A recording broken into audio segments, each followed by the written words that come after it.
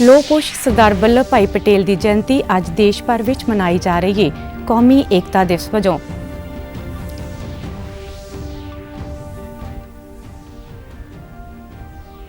ਦੇਸ਼ ਭਰ ਵਿੱਚ ਅੱਜ ਕੌਮੀ ਏਕਤਾ ਦਿਵਸ ਮੌਕੇ ਵੱਖ-ਵੱਖ ਥਾਈਂ ਕਰਵਾਈ ਗਈ ਏਕਤਾ ਦੌੜ, ਲੋਕਾਂ ਨੂੰ ਚੁਕਾਈ ਗਈ ਏਕਤਾ ਦੀ ਸਹੁੰ।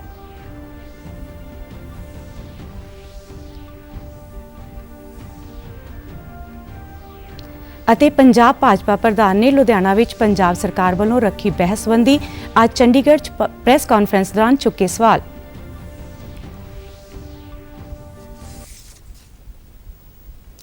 ਨਮਸਕਾਰ, ਖਬਰਾਂ ਦੇ ਇਸ ਬੁਲੇਟਿਨ ਵਿੱਚ ਤੁਹਾਡਾ ਸਵਾਗਤ ਹੈ। ਮੈਂ ਹਾਂ ਅਮਨਦੀਪ ਕੌਰ ਅਤੇ ਹੁਣ ਖਬਰਾਂ ਵਿਸਥਾਰ ਨਾਲ। ਲੋਹ ਪੁਰਸ਼ ਸਰਦਾਰ ਵੱਲਭ ਭਾਈ ਪਟੇਲ ਦੀ ਜਯੰਤੀ ਨੂੰ ਅੱਜ ਦੇਸ਼ ਭਰ ਵਿੱਚ ਕੌਮੀ ਏਕਤਾ ਦਿਵਸ ਵਜੋਂ ਮਨਾਇਆ ਜਾ ਰਿਹਾ ਹੈ। ਰਾਸ਼ਟਰਪਤੀ ਦ੍ਰੋਪਦੀ ਮੁਰਮੂ, ਉਪ ਰਾਸ਼ਟਰਪਤੀ ਜਗਦੀਪ ਧਨਖੜ, ਕੇਂਦਰੀ ਗ੍ਰਹਿ ਮੰਤਰੀ ਅਮਿਤ ਸ਼ਾਹ ਸਮੇਤ ਕਈ ਹੋਰ ਨੇਤਾਵਾਂ ਨੇ ਅੱਜ ਸਵੇਰੇ ਨਵੀਂ ਦਿੱਲੀ ਦੇ ਪਟੇਲ ਚੌਂਕ ਵਿੱਚ ਸਰਦਾਰ ਵੱਲਭ ਭਾਈ ਪਟੇਲ ਦੀ ਮੂਰਤੀ ਤੇ ਫੁੱਲ ਭੇਂਟ ਕਰਦਿਆਂ ਸ਼ਰਧਾਂਜਲੀ ਦਿੱਤੀ। ਪ੍ਰਧਾਨ ਮੰਤਰੀ ਨਰਿੰਦਰ ਮੋਦੀ ਨੇ ਵੀ ਦੇਸ਼ ਦੇ ਪਹਿਲੇ ਗ੍ਰਹਿ ਮੰਤਰੀ ਸਰਦਾਰ ਵੱਲਭ ਭਾਈ ਪਟੇਲ ਨੂੰ ਉਹਨਾਂ ਦੀ ਜਯੰਤੀ ਤੇ ਸ਼ਰਧਾਂਜਲੀ ਦਿੱਤੀ ਹੈ। ਉਹਨਾਂ ਨੇ ਅੱਜ ਗੁਜਰਾਤ ਦੇ ਏਕਤਾ ਨਗਰ ਵਿੱਚ ਸਟੈਚੂ ਆਫ ਯੂਨਿਟੀ ਤੇ ਕਰਵਾਏ ਕੌਮੀ ਏਕਤਾ ਦੇ ਸਮਾਗਮ ਵਿੱਚ ਹਿੱਸਾ ਲਿਆ ਅਤੇ ਉਹਨਾਂ ਨੇ ਏਕਤਾ ਨਗਰ ਨੂੰ 160 ਕਰੋੜ ਦੀ ਲਾਗਤ ਵਾਲੀਆਂ ਕਈ ਵਿਕਾਸ ਯੋਜਨਾਵਾਂ ਦੀ ਸੁਗਾਤ ਦਿੱਤੀ। ਆਪਣੇ ਸੰਬੋਧਨ ਦੌਰਾਨ ਉਹਨਾਂ ਨੇ ਦੇਸ਼ ਵਾਸੀਆਂ ਨੂੰ ਸਰਦਾਰ ਪਟੇਲ ਦੀ ਜਯੰਤੀ ਤੇ ਵਧਾਈ ਦਿੰਦਿਆਂ ਕਿਹਾ ਕਿ ਭਾਰਤ ਨੇ ਗੁਲਾਮੀ ਦੀ ਮਾਨਸਿਕਤਾ ਨੂੰ ਤਿਆਗ ਕੇ ਅੱਗੇ ਵਧਣ ਦਾ ਸੰਕਲਪ ਲਿਆ ਹੈ ਅਤੇ ਤੁਸ਼ਟੀਕਰਨ ਦੀ ਰਾਜਨੀਤੀ ਦੇਸ਼ ਦੇ ਵਿਕਾਸ ਲਈ ਵੱਡਾ ਅੜਿੱਕਾ ਹੈ।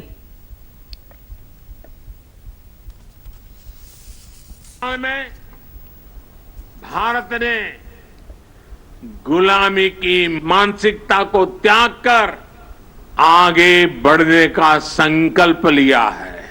हम विकास भी कर रहे हैं और अपनी विरासत का संरक्षण भी कर रहे हैं। भारत ने अपनी नौसेना के ध्वज पर लगे गुलामी के निशान को हटा दिया है। ਉਨ੍ਹਾਂ ਕਿਹਾ ਕਿ ਰਾਜਨੀਤਿਕ ਨੇਤਾਵਾਂ ਦਾ ਵੱਡਾ ਵਰਗ ਸਕਾਰਾਤਮਕ ਬਦਲਾਅ ਨੂੰ ਦੇਖਣ ਵਿੱਚ ਅਸਮਰਥ ਹੈ। ਅਜਿਹੇ ਰਾਜਨੇਤਾ ਦੇਸ਼ ਦੀ ਏਕਤਾ ਦੀ ਬਜਾਏ ਆਪਣੇ ਉਦੇਸ਼ਾਂ ਨੂੰ ਪਹਿਲ ਦਿੰਦੇ ਨੇ। ਉਨ੍ਹਾਂ ਕਿਹਾ ਕਿ ਕੁਝ ਲੀਡਰ ਦੇਸ਼ ਨੂੰ ਵੰਡ ਕੇ ਆਪਣਾ ਹਿੱਤ ਸਾਧਣਾ ਚਾਹੁੰਦੇ ਨੇ। ਪ੍ਰਧਾਨ ਮੰਤਰੀ ਨੇ ਆਪਣੇ ਸੰਬੋਧਨ ਦੌਰਾਨ ਕੋਵਿਡ-19, ਕਸ਼ਮੀਰ 'ਚੋਂ ਅੱਤਵਾਦ ਨੂੰ ਖਤਮ ਕਰਨ ਅਤੇ ਧਾਰਾ 370 ਆਦਿ ਦਾ ਜ਼ਿਕਰ ਵੀ ਕੀਤਾ। हमारे कदम भटकने से हम लक्ष्य से भी भटक जाएंगे। जिस परिश्रम से 140 करोड़ भारतीय देश को विकास के पथ पर लेकर आए हैं, वो कभी भी व्यर्थ नहीं होना चाहिए। ਪ੍ਰਧਾਨ ਮੰਤਰੀ ਨੇ ਸੀਮਾ ਸੁਰੱਖਿਆ ਬਲ ਅਤੇ ਸੂਬਾ ਪੁਲਿਸ ਬਲ ਦੇ ਮਾਰਚਿੰਗ ਜਥੇ ਦੀ ਕੌਮੀ ਏਕਤਾ ਦਿਵਸ ਪਰੇਡ ਦੀ ਸਲਾਮੀ ਵੀ ਲਈ। ਇਸ ਮੌਕੇ CRPF ਮਹਿਲਾ ਬਾਈਕ ਜਥੇ ਦੇ ਹੈਰਤ ਅੰਗੇਜ਼ ਪ੍ਰਦਰਸ਼ਨ, BSF ਦੇ ਮਹਿਲਾ ਪਾਈਪ ਬੈਂਡ ਸਮੇਤ ਹੋਰਨਾਂ ਵੱਲੋਂ ਸੁੰਦਰ ਪੇਸ਼ਕਾਰੀ ਦਾ ਪ੍ਰਦਰਸ਼ਨ ਕੀਤਾ ਗਿਆ। ਪ੍ਰਧਾਨ ਮੰਤਰੀ ਨੇ ਇਸ ਮੌਕੇ ਹਾਜ਼ਰ ਲੋਕਾਂ ਨੂੰ ਏਕਤਾ ਦੀ ਸਹੁੰ ਵੀ ਚੁਕਾਈ। ਕੌਮੀ ਏਕਤਾ ਦਿਵਸ ਮੌਕੇ ਅੱਜ ਦੇਸ਼ ਭਰ ਵਿੱਚ ਏਕਤਾ ਦੌੜ ਕਰਵਾਈ ਜਾ ਰਹੀ ਹੈ। ਕੇਂਦਰੀ ਗ੍ਰਹਿ ਮੰਤਰੀ ਅਮਿਤ ਸ਼ਾਹ ਨੇ ਨਵੀਂ ਦਿੱਲੀ ਵਿੱਚ ਮੇਜਰ ਧਿਆਨ ਚੰਦ ਨੈਸ਼ਨਲ ਸਟੇਡੀਅਮ ਤੋਂ ਏਕਤਾ ਦੌੜ ਦੀ ਸ਼ੁਰੂਆਤ ਮੌਕੇ ਹਰੀ ਝੰਡੀ ਦਿਖਾਈ। ਉਨ੍ਹਾਂ ਨੇ ਇਸ ਮੌਕੇ ਕਿਹਾ ਕਿ ਦੇਸ਼ ਏਕਤਾ ਵਿੱਚ ਸਰਦਾਰ ਪਟੇਲ ਦਾ ਯੋਗਦਾਨ ਹਮੇਸ਼ਾ ਯਾਦ ਰੱਖਿਆ ਜਾਏਗਾ। ਉਨ੍ਹਾਂ ਕਿਹਾ ਕਿ ਆਜ਼ਾਦੀ ਤੋਂ ਬਾਅਦ ਬ੍ਰਿਟਿਸ਼ ਸ਼ਾਸਕ ਦੇਸ਼ ਨੂੰ ਵਿਖਰੇ ਹੋਏ ਰੂਪ ਵਿੱਚ ਰਹਿਣ ਲਈ ਛੱਡ ਗਏ ਅਤੇ ਉਸ ਸਮੇਂ ਲੋਹ ਪੁਰਸ਼ ਸਰਦਾਰ ਵੱਲਭ ਭਾਈ ਪਟੇਲ ਨੇ 550 ਤੋਂ ਵੱਧ ਰਜਵਾੜਿਆਂ ਨੂੰ ਏਕਤਾ ਦੇ ਧਾਗੇ ਨਾਲ ਜੋੜ ਕੇ ਦੇਸ਼ ਨੂੰ ਅਸਲ ਰੂਪ ਦਿੱਤਾ। हम सब जानते हैं आजादी के बाद अंग्रेज इस देश को खंड खंड होने के लिए छोड़कर गए थे। उस वक्त 550 से ज्यादा रियासतों को कुछ ही दिनों में एकता के धागे में पिरोकर भारत माता का अभी का मानचित्र बनाने का काम, ये विराट काम हमारे लोह पुरुष सरदार वल्लभ भाई पटेल ने किया था। ਕੇਂਦਰੀ ਗ੍ਰਹਿ ਮੰਤਰੀ ਵੱਲੋਂ ਇਸ ਮੌਕੇ ਲੋਕਾਂ ਨੂੰ ਏਕਤਾ ਦੀ ਸਹੁੰ ਵੀ ਚੁਕਾਈ ਗਈ। सत्यनिष्ठा से शपथ लेता हूं कि मैं राष्ट्र की एकता अखंडता और सुरक्षा को बनाए रखने के लिए स्वयं को समर्पित करूंगा और अपने देशवासियों के बीच ये संदेश फैलाने का भरसक प्रयास करूंगा।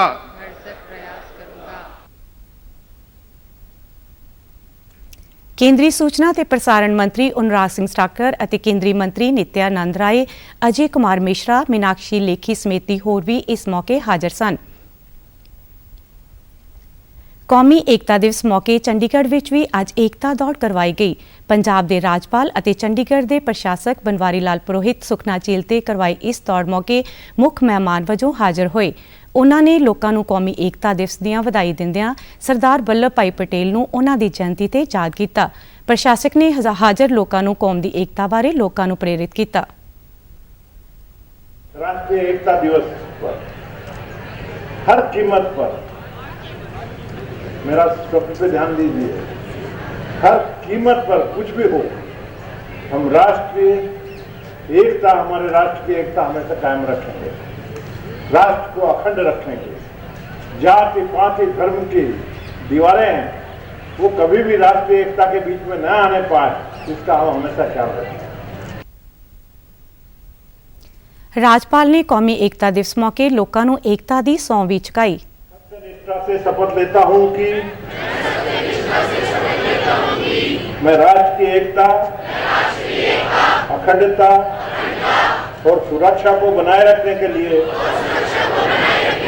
स्वयं को समर्पित करूंगा और अपने देशवासियों के बीच यह संदेश फैलाने का भी भरसक प्रयत्न करूंगा। मैं यह शपथ अपने देश की एकता की भावना से ले रहा हूं।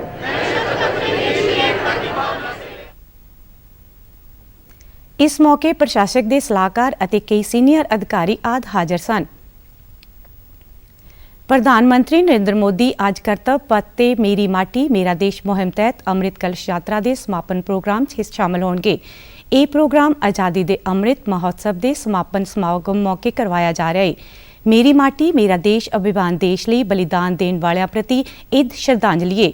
ਪ੍ਰਧਾਨ ਮੰਤਰੀ ਪ੍ਰੋਗਰਾਮ ਦੌਰਾਨ ਅੰਮ੍ਰਿਤ ਵਾਟਿਕਾ ਅਤੇ ਅੰਮ੍ਰਿਤ ਮਹਾਉਤਸਵ ਸਮਾਰਕ ਦਾ ਉਦਘਾਟਨ ਵੀ ਕਰਨਗੇ। ਪ੍ਰਧਾਨ ਮੰਤਰੀ ਦੇਸ਼ ਭਰ ਤੋਂ ਇਸ ਪ੍ਰੋਗਰਾਮ ਵਿੱਚ ਸ਼ਾਮਲ ਹੋ ਰਹੇ ਹਜ਼ਾਰਾਂ ਯਾਤਰੀਆਂ ਨੂੰ ਸੰਬੋਧਨ ਵੀ ਕਰਨਗੇ। ਪ੍ਰਧਾਨ ਮੰਤਰੀ ਦੇਸ਼ ਦੇ ਨੌਜਵਾਨਾਂ ਲਈ ਮੇਰਾ ਯੁਵਾ ਭਾਰਤ ਮੰਚ ਦਾ ਆਗਾਜ਼ ਵੀ ਕਰਨਗੇ। ਮੇਰੀ ਮਾਟੀ ਮੇਰਾ ਦੇਸ਼ ਅਭਿਮਾਨ ਦੇ ਸਮਾਪਨ ਸਮਾਗਮ ਵਿੱਚ ਹਿੱਸਾ ਲੈਣ ਲਈ ਸਾਰਿਆਂ ਸੂਬਿਆਂ ਅਤੇ ਕੇਂਦਰ ਸ਼ਾਸਿਤ ਪ੍ਰਦੇਸ਼ਾਂ ਨੁਮਾਇੰਦੇ ਨਵੀਂ ਦਿੱਲੀ ਪਹੁੰਚ ਚੁੱਕੇ ਨੇ। ਇਸ ਤੋਂ ਇਲਾਵਾ ਕੱਲ੍ਹ ਕਰਤੱਵ ਪਥ ਤੇ ਮੇਰੀ ਮਾਟੀ ਮੇਰਾ ਦੇਸ਼ ਤਹਿਤ ਇੱਕ ਪ੍ਰੋਗਰਾਮ ਕਰਵਾਇਆ ਗਿਆ। ਸੂਬਿਆਂ ਅਤੇ ਕੇਂਦਰ ਸ਼ਾਸਿਤ ਪ੍ਰਦੇਸ਼ਾਂ ਦੇ ਪ੍ਰਤੀਨਿਧੀਆਂ ਨੇ ਇੱਕ ਭਾਰਤ ਸ਼੍ਰੇਸ਼ਠ ਭਾਰਤ ਦੀ ਭਾਵਨਾ ਨੂੰ ਦਰਸਾਉਂਦਿਆਂ ਇੱਕ ਵਿਸ਼ਾਲ ਅੰਮ੍ਰਿਤ ਕਲਸ਼ ਮਿੱਟੀ ਪੇਂਟ ਕੀਤੀ। ਕੇਂਦਰੀ ਯੁਵਾ ਕਾਰਜ ਅਤੇ ਖੇਡ ਮੰਤਰੀ ਅਨੁਰਾਗ ਸਿੰਘ ਠਾਕੁਰ ਨੇ ਹਿਮਾਚਲ ਪ੍ਰਦੇਸ਼ ਦੇ ਪ੍ਰਤੀਨਿਧੀਆਂ ਦੇ ਨਾਲ ਇਸ ਪ੍ਰੋਗਰਾਮ ਵਿੱਚ ਸ਼ਾਮਲ ਹੋਏ। ਕੇਂਦਰੀ ਮੰਤਰੀ ਨੇ ਪੱਤਰਕਾਰਾਂ ਨਾਲ ਗੱਲਬਾਤ ਦੌਰਾਨ ਕਿਹਾ ਕਿ ਦੇਸ਼ ਦੇ ਯੁਵਾ ਭਾਰਤ ਨੂੰ 2047 ਤੱਕ ਇੱਕ ਵਿਕਸਿਤ ਰਾਸ਼ਟਰ ਬਣਾਉਣਗੇ।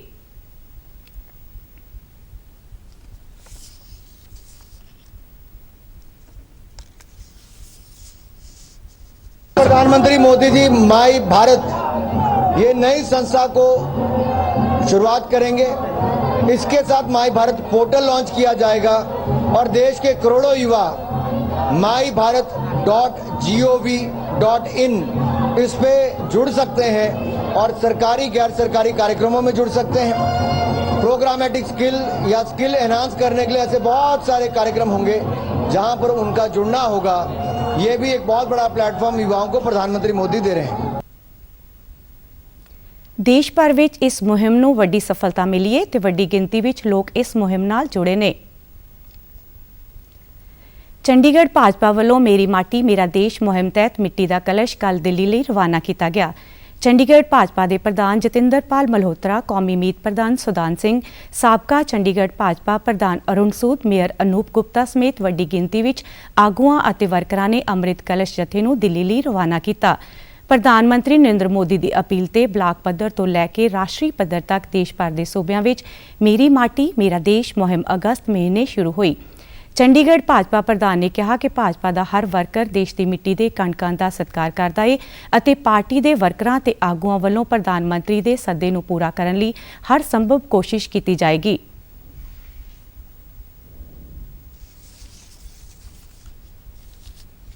तो मोदी जी ने ये संकल्प लिया कि अपने देश के साथ जुड़ने के लिए ये एक बड़ा माध्यम है। अगर हम अपनी माटी की बात करें तो हर चीज़ हम माटी से प्राप्त करते हैं। यही हमारा संकल्प है और यही हमारा संकल्प रहना चाहिए और इसी वजह से मोदी जी ने आज इस आह्वान को जन जन तक पहुँचाया है। ਚੰਡੀਗੜ੍ਹ ਭਾਜਪਾ ਵੱਲੋਂ 2 ਬੱਸਾਂ ਰਾਹੀਂ ਤਕਰੀਬਨ 110 ਵਰਕਰਾਂ ਦੇ ਹੱਥਾਂ ਵਿੱਚ ਅੰਮ੍ਰਿਤ ਕਲਸ਼ ਰਾਹੀਂ ਚੰਡੀਗੜ੍ਹ ਤੋਂ ਇਕੱਠੀ ਕੀਤੀ ਗਈ ਮਿੱਟੀ ਨੂੰ ਦਿੱਲੀ ਭੇਜਿਆ ਗਿਆ ਤੇ ਇਸ ਅੰਮ੍ਰਿਤ ਕਲਸ਼ ਜਥੇ ਵੱਲੋਂ ਦਿੱਲੀ ਵਿੱਚ ਪ੍ਰਧਾਨ ਮੰਤਰੀ ਮੋਦੀ ਦੇ ਸੰਬੋਧਨ ਵਾਲੇ ਦੇਸ਼ ਵਿਆਪੀ ਪ੍ਰੋਗਰਾਮ 'ਚ ਚੰਡੀਗੜ੍ਹ ਦੀ ਨੁਮਾਇੰਦਗੀ ਕੀਤੀ ਜਾਏਗੀ। ਹਰਿਆਣਾ ਸਰਕਾਰ ਵੱਲੋਂ ਸੂਬੇ ਵਿੱਚ ਹੜ੍ਹਾਂ ਨੂੰ ਕੰਟਰੋਲ ਕਰਨ ਦੇ ਕੰਮਾਂ ਨੂੰ ਮਜ਼ਬੂਤ ਕਰਨ ਦੇ ਮੰਤਵ ਨਾਲ 604 ਨਵੀਆਂ ਹੜ੍ਹ ਕੰਟਰੋਲ ਯੋਜਨਾਵਾਂ ਨੂੰ ਮਨਜ਼ੂਰੀ ਦਿੱਤੀ ਗਈ। ਮੁੱਖ ਮੰਤਰੀ ਮਨੋਹਰ ਲਾਲ ਨੇ ਕੁੱਲ 1205 ਕਰੋੜ 99 ਲੱਖ ਰੁਪਏ ਦੇ ਬਜਟ ਵਾਲੀਆਂ ਇਨ੍ਹਾਂ ਯੋਜਨਾਵਾਂ ਨੂੰ ਹਰਿਆਣਾ ਸੂਬਾ ਸੋਕਾ ਰਾਹਤ ਅਤੇ ਹੜ੍ਹ ਕੰਟਰੋਲ ਬੋਰਡ ਦੀ 55ਵੀਂ ਮੀਟਿੰਗ ਦੀ ਪ੍ਰਧਾਨਗੀ ਕਰਦਿਆਂ ਮਨਜ਼ੂਰੀ ਦਿੱਤੀ। ਉਨ੍ਹਾਂ ਨੇ ਮੀਟਿੰਗ ਦੌਰਾਨ ਸਾਰੇ ਡਿਪਟੀ ਕਮਿਸ਼ਨਰਾਂ ਨੂੰ ਹੁਕਮ ਦਿੱਤੇ ਕਿ ਉਹ ਹੜ੍ਹ ਦੇ ਖਤਰੇ ਨੂੰ ਘੱਟ ਕਰਨ ਸੰਬੰਧੀ ਬੰਨ੍ਹ ਦੇ ਨਿਰਮਾਣ ਲਈ ਆਪਣੇ ਜ਼ਿਲ੍ਹਿਆਂ ਦੇ ਸਥਾਨਕ ਲੋਕਾਂ ਤੋਂ ਮੰਗ ਪੱਤਰ ਹਾਸਲ ਕਰਨ। ਨਹਿਰਾਂ, ਨਦੀਆਂ ਅਤੇ ਨਾਲਿਆਂ ਵਿੱਚੋਂ ਗਾਦ ਕੱਢਣ ਦੇ ਸੰਬੰਧ ਵਿੱਚ ਮੁੱਖ ਮੰਤਰੀ ਨੇ ਸੁਝਾਅ ਦਿੱਤਾ ਕਿ ਕਿੰਨੀ ਗਹਿਰਾਈ ਤੱਕ ਗਾਦ ਜਾਂ ਰੇਤ ਕੱਢਣ ਦਾ ਕੰਮ ਕੀਤਾ ਜਾਣਾ ਚਾਹੀਦਾ ਹੈ। ਇਸ ਲਈ ਤੈਅ ਮਾਨਕ ਸਥਾਪਿਤ ਕੀਤੇ ਜਾਣ। ਉਨ੍ਹਾਂ ਕਿਹਾ ਕਿ ਮਾਨਸੂਨ ਦੇ ਮੌਸਮ ਵਿੱਚ ਵਿਭਾਗ ਹੜ੍ਹ ਨੂੰ ਰੋਕਣ ਲਈ ਨਹਿਰਾਂ ਤੇ ਨਾਲਿਆਂ ਵਿੱਚੋਂ ਘੱਟੋ-ਘੱਟ ਪਾਣੀ ਵਹਿਣ ਦੀ ਸਮਰੱਥਾ ਤੈਅ ਕਰੇ। ਉਨ੍ਹਾਂ ਕਿਹਾ ਕਿ ਇਸ ਦ੍ਰਿਸ਼ਟੀਕੋਣ ਦਾ ਮੰਤਵ ਪਾਣੀ ਦੇ ਵਹਾਅ ਦੇ ਪ੍ਰਬੰਧਨ ਵਿੱਚ ਸੁਧਾਰ ਕਰਨਾ ਹੈ। ਉਨ੍ਹਾਂ ਨੇ ਡਿਪਟੀ ਕਮਿਸ਼ਨਰ ਨੂੰ ਤੈਅ ਸਮੇਂ ਸੀਮਾ ਵਿੱਚ ਸਾਰੀਆਂ ਹੜ੍ਹ ਕੰਟਰੋਲ ਯੋਜਨਾਵਾਂ ਦੀ ਛੇਤੀ ਤੋਂ ਛੇਤੀ ਕਾਰਵਾਈ ਸੁਨਿਸ਼ਚਿਤ ਕਰਨ ਲਈ ਵੀ ਆਖਿਆ ਹੈ। ਮੀਟਿੰਗ ਵਿੱਚ ਉਪ ਮੁੱਖ ਮੰਤਰੀ ਦੁਸ਼ਯੰਤ ਚੌਟਾਲਾ ਅਤੇ ਖੇਤੀਬਾੜੀ ਮੰਤਰੀ JP ਦਲਾਲ ਵੀ ਹਾਜ਼ਰ ਸਨ। ਪੰਜਾਬ ਵਿੱਚ 5 ਨਵੰਬਰ ਤੱਕ ਵਿਜੀਲੈਂਸ ਜਾਗਰੂਕਤਾ ਹਫ਼ਤਾ ਮਨਾਇਆ ਜਾ ਰਿਹਾ ਹੈ। ਮੁੱਖ ਮੰਤਰੀ ਭਗਵੰਤ ਮਾਨ ਨੇ ਕੱਲ੍ਹ ਇਸ ਹਫ਼ਤੇ ਦੀ ਸ਼ੁਰੂਆਤ ਮੌਕੇ ਲੋਕਾਂ ਨੂੰ ਸੰਦੇਸ਼ ਦਿੰਦਿਆਂ ਭ੍ਰਿਸ਼ਟਾਚਾਰ ਮੁਕਤ ਪ੍ਰਸ਼ਾਸਨ ਦੀ ਸਾਂਝੀ ਇੱਛਾ ਨਾਲ ਭ੍ਰਿਸ਼ਟਾਚਾਰ ਵਿਰੁੱਧ ਲੜਾਈ 'ਚ ਸਰਕਾਰ ਦਾ ਸਾਥ ਦੇਣ ਦੀ ਅਪੀਲ ਕੀਤੀ। ਉਨ੍ਹਾਂ ਨੇ ਲੋਕਾਂ ਨੂੰ ਭ੍ਰਿਸ਼ਟਾਚਾਰ ਰੋਕੂ ਐਕਸ਼ਨ ਲਾਈਨ ਤੇ ਨੰਬਰ 9501200200 ਤੇ WhatsApp ਰਾਹੀਂ ਪਹੁੰਚ ਕਰਕੇ ਸਹੀ ਜਾਣਕਾਰੀ ਸਾਂਝੀ ਕਰਨ ਲਈ ਪ੍ਰੇਰਿਤ ਕੀਤਾ। ਮੁੱਖ ਮੰਤਰੀ ਨੇ ਭਰੋਸਾ ਦਿਵਾਇਆ ਕਿ ਭ੍ਰਿਸ਼ਟਾਚਾਰ ਦੇ ਖਾਤਮੇ ਲਈ ਵਚਨਬੱਧਤਾ ਹੇਠ ਭ੍ਰਿਸ਼ਟਾਚਾਰ ਹਰੇਕ ਮਾਮਲੇ ਨੂੰ ਸਖਤੀ ਨਾਲ ਨਜਿੱਠਿਆ ਜਾਏਗਾ। ਪੰਜਾਬ ਵਿਜੀਲੈਂਸ ਬਿਊਰੋ ਵੱਲੋਂ ਵਿਜੀਲੈਂਸ ਜਾਗਰੂਕਤਾ ਮੌਕੇ ਭ੍ਰਿਸ਼ਟਾਚਾਰ ਦੇ ਖਾਤਮੇ ਲਈ ਸਹੁੰ ਵੀ ਚੁਕਾਈ ਗਈ। ਬਿਊਰੋ ਦੇ DGP ਕਮ ਚੀਫ ਡਾਇਰੈਕਟਰ ਨੇ ਹਫ਼ਤੇ ਭਰ ਚੱਲਣ ਵਾਲੀ ਇਸ ਜਾਗਰੂਕਤਾ ਮੁਹਿੰਮ ਦੇ ਉਦੇਸ਼ ਬਾਰੇ ਜਾਣਕਾਰੀ ਸਾਂਝੀ ਕਰਦਿਆਂ ਕਿਹਾ ਕਿ ਸਮਾਜ ਤੇ ਸਰਕਾਰੀ ਅਧਿਕਾਰੀਆਂ ਕਰਮਚਾਰੀਆਂ ਵਿੱਚ ਜਵਾਬਦੇਹ, ਇਮਾਨਦਾਰੀ ਅਤੇ ਪ੍ਰਸ਼ਾਸਨ ਵਿੱਚ ਪਾਰਦਰਸ਼ਤਾ ਨੂੰ ਉਤਸ਼ਾਹਿਤ ਕਰਨਾ ਮੁਹਿੰਮ ਦਾ ਮੰਤਵ ਹੈ। ਪੰਜਾਬ ਭਾਜਪਾ ਪ੍ਰਧਾਨ ਸੁਨੀਲ ਜਾਖੜ ਨੇ ਅੱਜ ਚੰਡੀਗੜ੍ਹ 'ਚ ਸੈਕਟਰ 37 ਦੇ ਪਾਰਟੀ ਦਫ਼ਤਰ ਵਿੱਚ ਪ੍ਰੈਸ ਕਾਨਫਰੰਸ ਦੌਰਾਨ ਪੰਜਾਬ ਸਰਕਾਰ ਵੱਲੋਂ ਰੱਖੀ ਗਈ ਬਹਿਸ ਦੇ ਸ਼ਹਿਰ ਲੁਧਿਆਣਾ ਵਿੱਚ ਸੁਰੱਖਿਆ ਵਿਵਸਥਾ ਬਾਰੇ ਸਵਾਲ ਚੁੱਕੇ ਨੇ। ਸੁਨੀਲ ਜਾਖੜ ਨੇ ਕਿਹਾ ਕਿ ਲੁਧਿਆਣਾ ਨੂੰ ਪੁਲਿਸ ਛਾਉਣੀ ਵਿੱਚ ਤਬਦੀਲ ਕਰ ਦਿੱਤਾ ਗਿਆ ਹੈ। ਉਨ੍ਹਾਂ ਕਿਹਾ ਕਿ ਮੌਜੂਦਾ ਪੰਜਾਬ ਸਰਕਾਰ VIP ਕਲਚਰ ਖਤਮ ਕਰਨ ਦੇ ਦਾਅਵੇ ਕਰ ਰਹੀ ਹੈ, ਪਰ ਬਹਿਸ ਨੂੰ VVIP ਲੋਕਾਂ ਦਾ ਬਹਿਸ ਦੱਸਿਆ ਜਾ ਰਿਹਾ ਹੈ।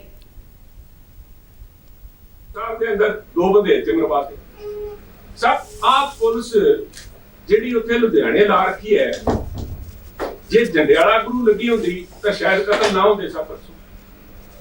ਜੇ ਆ ਪੁਲਿਸ ਆਪਣਾ ਕੰਮ ਬਠਿੰਡੇ ਕਰ ਰਹੀ ਹੁੰਦੀ ਤਾਂ ਉੱਥੇ ਨਹੀਂ ਸੀ ਮਰਡਰ ਹੋਣਾ। ਕੌਣ ਜ਼ਿੰਮੇਵਾਰ ਹੈ ਇਸ ਗੱਲ ਦਾ?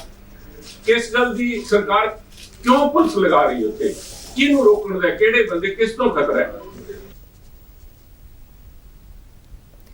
ਉਨ੍ਹਾਂ ਨੇ ਪੰਜਾਬ ਸਰਕਾਰ ਵੱਲੋਂ ਕੀਤੇ ਜਾ ਰਹੇ ਅਜਿਹੇ ਸੁਰੱਖਿਆ ਪ੍ਰਬੰਧਾਂ ਤੇ ਸਵਾਲ ਚੁੱਕਦਿਆਂ ਕਿਹਾ ਹੈ ਕਿ ਸਰਕਾਰ ਨੂੰ ਕਾਨੂੰਨ ਵਿਵਸਥਾ ਵਿਗੜਨ ਦਾ ਖਦਸ਼ਾ ਹੈ। ਜ਼ਿਕਰਯੋਗ ਹੈ ਕਿ ਪੰਜਾਬ ਸਰਕਾਰ ਵੱਲੋਂ ਭਲਕੇ ਲੁਧਿਆਣਾ ਵਿੱਚ ਪੰਜਾਬ ਦੇ ਮੁੱਦਿਆਂ ਬਾਰੇ ਬਹਿਸ ਰੱਖੀ ਗਈ ਹੈ। ਪੰਜਾਬ ਦੇ ਮੁੱਖ ਮੰਤਰੀ ਭਗਵੰਤ ਮਾਨ ਨੇ ਸੂਬੇ ਵਿੱਚ ਟਰੈਕਟਰਾਂ ਅਤੇ ਹੋਰ ਖੇਤੀ ਸੰਦਾਂ ਨਾਲ ਖਤਰਨਾਕ ਸਟੰਟ ਕਰਨ ਤੇ ਮੁਕੰਮਲ ਪਾਬੰਦੀ ਲਾਉਣ ਦਾ ਐਲਾਨ ਕੀਤਾ ਹੈ। ਮੁੱਖ ਮੰਤਰੀ ਨੇ ਟਰੈਕਟਰ ਤੇ ਖਤਰਨਾਕ ਸਟੰਟ ਦਿਖਾਉਣ ਕਾਰਨ ਹਾਲ ਹੀ ਵਿੱਚ ਆਪਣੀ ਜਾਨ ਗਵਾਉਣ ਵਾਲੇ ਵਿਅਕਤੀ ਦੀ ਮੌਤ ਤੇ ਡੂੰਘੇ ਦੁੱਖ ਦਾ ਪ੍ਰਗਟਾਵਾ ਕਰਦਿਆਂ ਕਿਹਾ ਹੈ ਇਹ ਬਹੁਤ ਹੀ ਮੰਦਭਾਗੀ ਘਟਨਾ ਹੈ। ਆਉਣ ਵਾਲੇ ਸਮੇਂ ਵਿੱਚ ਅਜਿਹੇ ਕਿਸੇ ਵੀ ਹਾਦਸੇ ਤੋਂ ਬਚਣ ਦੀ ਲੋੜ ਹੈ। ਉਨ੍ਹਾਂ ਕਿਹਾ ਕਿ ਇਸ ਨੂੰ ਧਿਆਨ ਵਿੱਚ ਰੱਖਦਿਆਂ ਸੂਬੇ ਵਿੱਚ ਟਰੈਕਟਰਾਂ ਅਤੇ ਹੋਰ ਖੇਤੀ ਸੰਦਾਂ ਨਾਲ ਸਟੰਟ ਕਰਨ ਤੇ ਮੁਕੰਮਲ ਪਾਬੰਦੀ ਲਾਈ ਜਾ ਰਹੀ ਹੈ। ਮੁੱਖ ਮੰਤਰੀ ਨੇ ਕਿਹਾ ਕਿ ਟਰੈਕਟਰ ਨੂੰ ਖੇਤਾਂ ਦਾ ਰਾਜਾ ਕਿਹਾ ਜਾਂਦਾ ਹੈ ਤੇ ਸਟੰਟ ਕਰਕੇ ਇਸ ਨੂੰ ਖੁਦ ਲਈ ਜਾਨਲੇਵਾ ਨਾ ਬਣਾਇਆ ਜਾਵੇ। ਉਨ੍ਹਾਂ ਕਿਹਾ ਕਿ ਪੰਜਾਬ ਸਰਕਾਰ ਲੋਕਾਂ ਦੀਆਂ ਕੀਮਤੀ ਜਾਨਾਂ ਦੀ ਰਾਖੀ ਲਈ ਵਚਨਬੱਧ ਹੈ ਤੇ ਇਹ ਫੈਸਲਾ ਲੋਕ ਹਿੱਤ ਵਿੱਚ ਲਿਆ ਗਿਆ ਹੈ। ਹਰਿਆਣਾ ਦੇ ਖੇਤੀਬਾੜੀ ਮੰਤਰੀ JP ਦਲਾਲ ਨੇ ਕਿਹਾ ਹੈ ਕਿ ਸੂਬਾ ਸਰਕਾਰ ਵੱਲੋਂ ਕਿਸਾਨਾਂ ਦੇ ਹਿੱਤ ਨੂੰ ਧਿਆਨ ਵਿੱਚ ਰੱਖਦਿਆਂ ਕਿਸਾਨ ਪੱਖੀ ਫੈਸਲੇ ਲਏ ਜਾ ਰਹੇ ਨੇ। ਚੰਡੀਗੜ੍ਹ ਵਿੱਚ ਗੰਨਾ ਕੰਟਰੋਲ ਬੋਰਡ ਦੀ ਮੀਟਿੰਗ ਦੀ ਪ੍ਰਧਾਨਗੀ ਕਰਦਿਆਂ ਮੰਤਰੀ ਨੇ ਕਿਹਾ ਕਿ ਹਰਿਆਣਾ ਵਿੱਚ ਗੰਨੇ ਦਾ ਭਾਅ ਦੇਸ਼ 'ਚ ਹਮੇਸ਼ਾ ਸਭ ਤੋਂ ਵੱਧ ਰਿਹਾ ਹੈ। ਉਨ੍ਹਾਂ ਕਿਹਾ ਕਿ ਸਿਰਫ ਇੱਕ ਵਾਰ ਪੰਜਾਬ ਨੇ ਹਰਿਆਣਾ ਤੋਂ ਵੱਧ ਭਾਅ ਕੀਤਾ ਸੀ, ਪਰ ਪੰਜਾਬ ਵਿੱਚ ਗੰਨਾ ਕਿਸਾਨਾਂ ਨੂੰ ਭੁਗਤਾਨ ਦੀ ਸਥਿਤੀ ਸਹੀ ਨਹੀਂ ਹੈ। ਉਨ੍ਹਾਂ ਦੱਸਿਆ ਕਿ ਹਰਿਆਣਾ ਸਰਕਾਰ ਨੇ ਪਿੜਾਈ ਸੀਜ਼ਨ 2022-23 ਦੌਰਾਨ ਗੰਨਾ ਕਿਸਾਨਾਂ ਨੂੰ 2,819 ਕਰੋੜ ਰੁਪਏ ਦਾ ਭੁਗਤਾਨ ਕੀਤਾ। ਉਨ੍ਹਾਂ ਦੱਸਿਆ ਕਿ ਗੰਨਾ ਪਿੜਾਈ ਸੀਜ਼ਨ 2021-22 ਦੌਰਾਨ ਵੱਖ-ਵੱਖ ਚੀਨੀ ਮਿਲਾਂ ਵਿੱਚੋਂ 754.50 ਲੱਖ ਕੁਇੰਟਲ ਚੀਨੀ ਦੀ ਪਿੜਾਈ ਕੀਤੀ ਗਈ ਅਤੇ ਚੀਨੀ ਦੀ ਰਿਕਵਰੀ 9.47% ਸੀ। ਉਨ੍ਹਾਂ ਦੱਸਿਆ ਕਿ ਪਿੜਾਈ ਸੀਜ਼ਨ 2022-23 ਵਿੱਚ ਚੀਨੀ ਦਪ ਰਿਕਵਰੀ 9.7% ਜਦਕਿ ਸਾਲ 2023-24 ਵਿੱਚ ਕੁੱਲ 926 ਲੱਖ ਕੁਇੰਟਲ ਗੰਨੇ ਦੇ ਉਤਪਾਦਨ ਦਾ ਅਨੁਮਾਨ ਹੈ। ਉਨ੍ਹਾਂ ਕਿਹਾ ਕਿ ਗੰਨੇ ਦੀ ਨਵੀਂ ਕਿਸਮ 15,023 ਵਿਕਸਿਤ ਕੀਤੀ ਗਈ ਹੈ, ਜੋ ਵਰਤਮਾਨ ਵਿੱਚ ਚੱਲ ਰਹੀ ਕਿਸਮ 238 ਤੋਂ ਬਿਹਤਰ ਹੈ। ਉਨ੍ਹਾਂ ਨੇ ਅਧਿਕਾਰੀਆਂ ਨੂੰ ਇਸ ਕਿਸਮ ਦੇ ਬੀਜ ਤਿਆਰ ਕਰਨ ਦੇ ਹੁਕਮ ਵੀ ਦਿੱਤੇ ਤੇ ਚੀਨੀ ਮਿਲਾਂ ਨੂੰ ਘਾਟੇ ਉਭਾਰਨ ਲਈ ਬਦਲ ਦੇ ਤੌਰ ਤੇ ਇਥਾਨੋਲ ਪਲਾਂਟ ਲਗਾਉਣ ਦੇ ਕੰਮ ਵਿੱਚ ਤੇਜ਼ੀ ਲਿਆਉਣ ਲਈ ਵੀ ਆਖਿਆ। ਤੇ ਹੁਣ ਖਬਰਾਂ ਫਟਾਫਟ।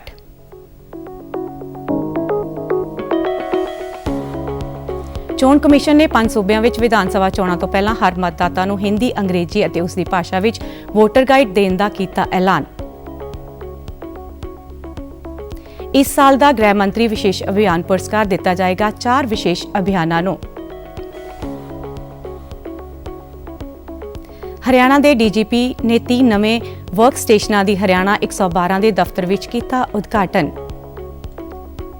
ਟਰਾਈ ਸਿਟੀ ਦੇ ਬਾਜ਼ਾਰਾਂ ਵਿੱਚ ਭਲਕੇ ਕਰਵਾ ਚੌਥ ਦਾ ਤਿਉਹਾਰ ਹੈ। ਮੱਦੇਨਜ਼ਰ ਰੌਣਕਾਂ, ਮਹਿੰਦੀ ਲਗਾਉਣ ਅਤੇ ਹੋਰ ਦੁਕਾਨਾਂ ਤੇ ਮਹਿਲਾਵਾਂ ਦੀ ਦੇਖੀ ਜਾ ਰਹੀ ਹੈ ਵੱਡੀ ਭੀੜ।